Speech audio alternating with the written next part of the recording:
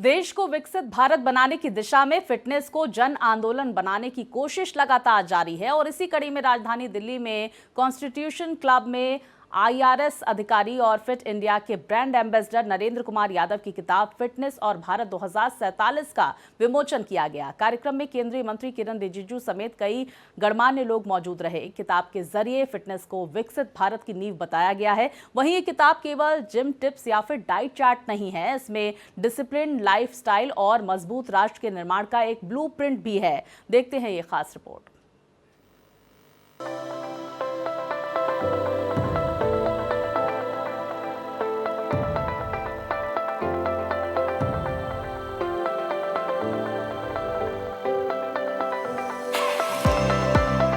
ये तस्वीरें बयां कर रही हैं कि फिट रहेगा इंडिया तभी तो सारी मुश्किलों को पार करके हिट रहेगा इंडिया।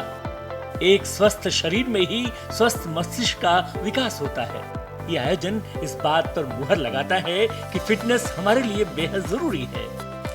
राजधानी दिल्ली के कॉन्स्टिट्यूशन क्लब में उस समय फिटनेस और विकसित भारत की चर्चा केंद्र में रही जब आईआरएस अधिकारी और फिट इंडिया के ब्रांड एम्बेसडर नरेंद्र कुमार यादव की पुस्तक फिटनेस और भारत 2047 का लोकार्पण किया गया। कार्यक्रम की शुरुआत मां सरस्वती के सामने दीप प्रज्वलन के साथ हुई, जिसके बाद केंद्रीय मंत्री किरण रिजिजू और अन्य अतिथियों ने पुस्तक का लोकार्पण किया। पुस्तक के लेखक नरेंद्र कुमार यादव का कहना है कि विकसित भारत का सपना तभी साकार हो सकता है जब देश का नागरिक शारीरिक और मानसिक रूप से स्वस्थ हो। उनकी पुस्तक में फिटनेस के व्यक्तिगत लाभों से लेकर उससे जुड़ी नीतियों और राष्ट्रीय विकास में उसकी भूमिका पर विस्तार से चर्चा की गई है। एक सर्टेन एज के बाद जो 30 साल की एज होती है, हमारी बॉडी में 3 से 5% का मसल लॉस होना शुरू हो जाता है और 50 की उम्र के आसपास ये डबल हो जाता है। तो स्ट्रेंथ ट्रेनिंग हमें पूरी तरह से ब्रांड करना पड़ेगा। आज स्ट्रेंथ ट्रेनिंग का मतलब हम लोग समझते हैं कि बॉडी बनाना, मसल्स। हमें मसल्स चाहिए। अगर अपने देश को वास्तव में हम चाहते हैं जो 2047 का हमारा भारत है, सिर्फ जीडीपी से उसकी ऊंचाई न नापी जाए। भारत एक्सप्रेस से खास बातचीत में आईआरएस अधिकारी नरेंद्र यादव ने कहा कि विकसित भारत का आधार फिट भारत है। अगर भारत को 2047 तक विकसित राष्ट्र बनाना है तो फिटनेस को अपनी जीवन शैली का हिस्सा बनाना होगा। युवा 24 घंटे में कम से कम 24 मिनट अपने शरीर के लिए जरूर निकालें।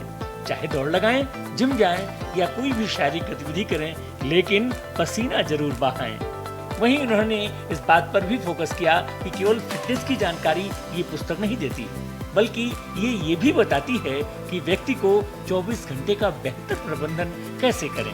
देखिए, विकसित भारत हम सबका सपना है जो माननीय प्रधानमंत्री जी का है, लेकिन मेरी सोच ये है कि विकसित भारत हम बनाएंगे कैसे। उसका आधार जो है फिट भारत बनेगा।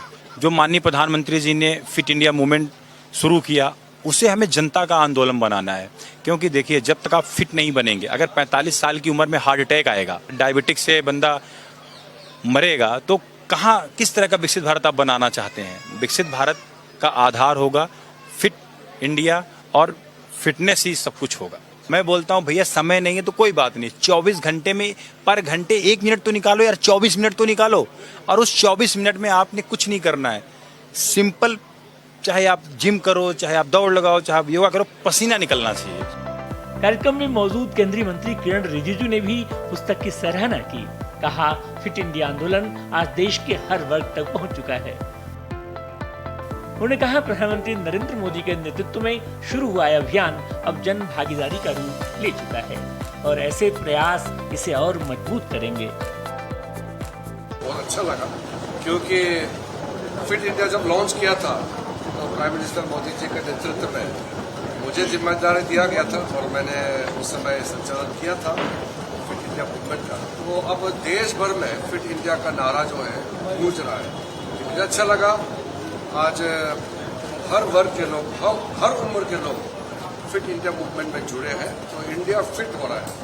और एक किताब जो है एक आईआरएस ऑफिसर नरेंद्र जी ने लिखा है और ऑफिसर अपना काम ड्यूटी करते करते साथ में एक फिटनेस को लेकर किताब पब्लिश करना ये बहुत ही इंकरेजमेंट मिलने वाला काम है। फिटनेस को व्यक्तिगत जरूरत से आगे बढ़ाकर राष्ट्रीय विकास के लक्ष्य से जोड़ने वाली ये पुस्तक युवाओं को एक नई सोच देने का प्रयास करती है। संदेश साफ है, अगर भारत को 2047 तक विकसित राष्ट्र बनाना है तो हर नागरिक को अपने स्वास्थ्य और फिटनेस को लेकर जिम्मेदार बनना होगा। हिमांशु दुबे, भारत एक्सप्रेस, दिल्ली।